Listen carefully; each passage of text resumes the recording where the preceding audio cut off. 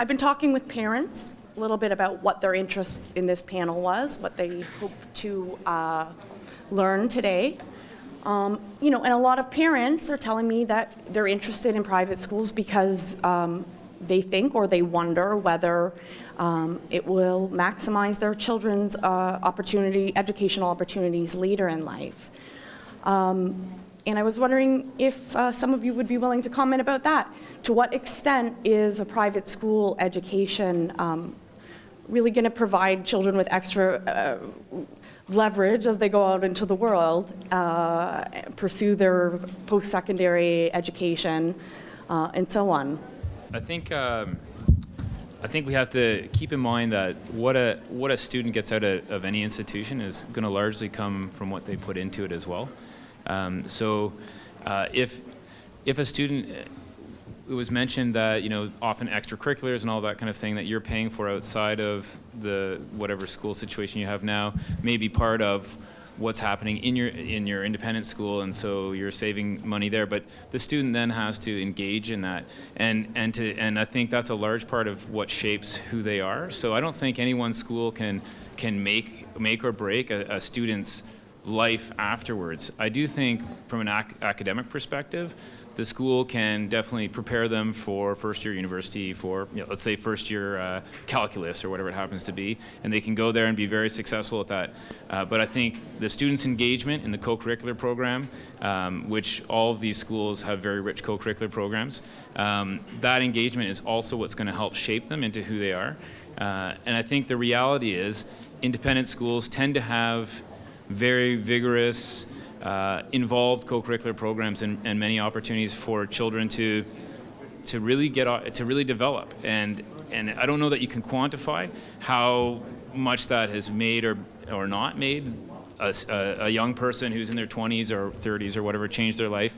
I did try to do that a few years ago. I did a survey of our students who had graduated, and anecdotally, the feedback was very much that the co-curricular program, what they got from that, really did impact their future activities. So I think it can have a huge impact, a huge effect on where they go, but it does rely on students. We have students who don't engage very much in the program, and that's their choice. But I think if you really want to get the most out of the independent school program opportunity, you've got to be engaging in all of those programs, all of those things, those extras. The classroom will set you up for calculus or chemistry or whatever in first year and onward, but the co-curricular program will set you up for it with life skills, I think is the key.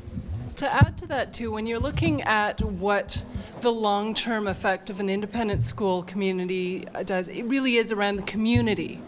Because what you're choosing, when, as Chris so well said, when you choose an independent or private school education for your child, you are saying, I put education first. And you come into a community where everybody else is making that choice too.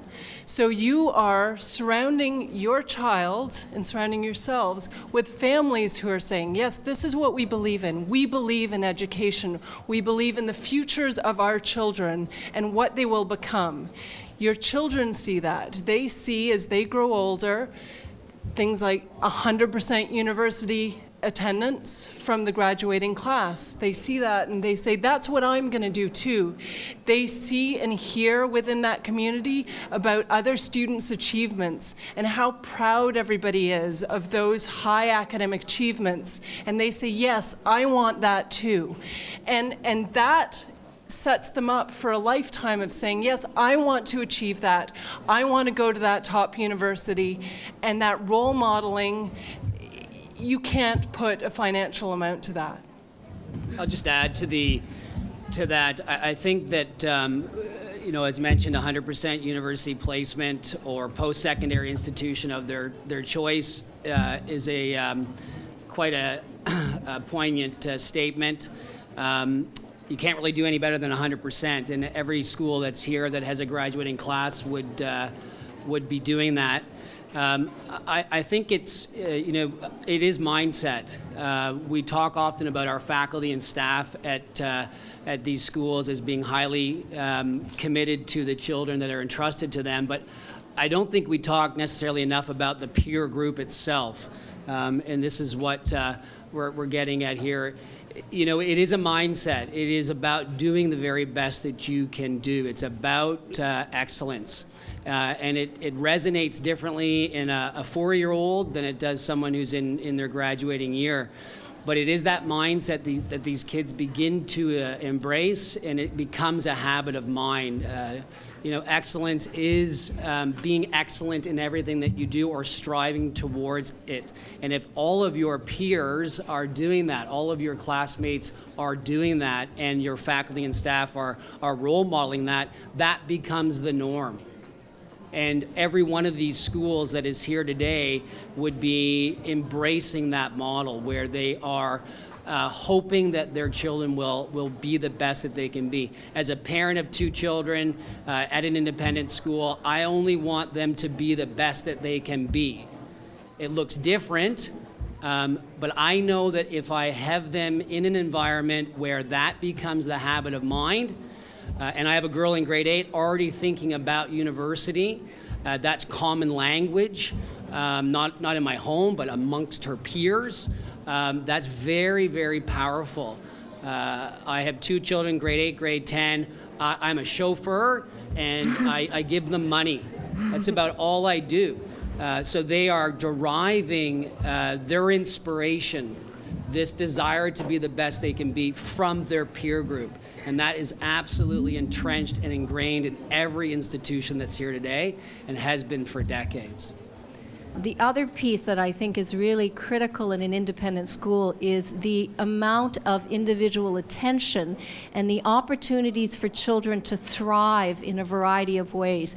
Because I think as parents, we all want to provide our children with this chance to be the best that they can be in all aspects of who they are and in life. So academically, of course, but also personally, socially, artistically, athletically. And I think one of the strengths of an independent school system is that there are a lot of teachers, there are a lot of clubs, there are a lot of activities that, yes, the peer group, definitely important, but the teachers are there, and the amount of individual attention and care and effort that goes into that, the resources that are available in supports, in learning centers, in resource teachers, in psycho-ed, in all those things that help a student through their education. Somebody to take somebody under their wings and say, hey, you know what, you have a very good argument and a very logical way of looking at things. Why don't you come and join our debating club, or come and be part of the Model UN? And that piece of individual attention is not something that is easily, readily found in the public system. And what I think we do well, not always perfectly, but those kids, our kids don't tend to fall through the cracks. Whereas in the public system, it's quite easy for those children, many children, to just survive as opposed to thrive. And that's what we in independent schools pride ourselves on, is our students thrive. We challenge them, we nurture them, we help them grow, and they don't fall between the cracks.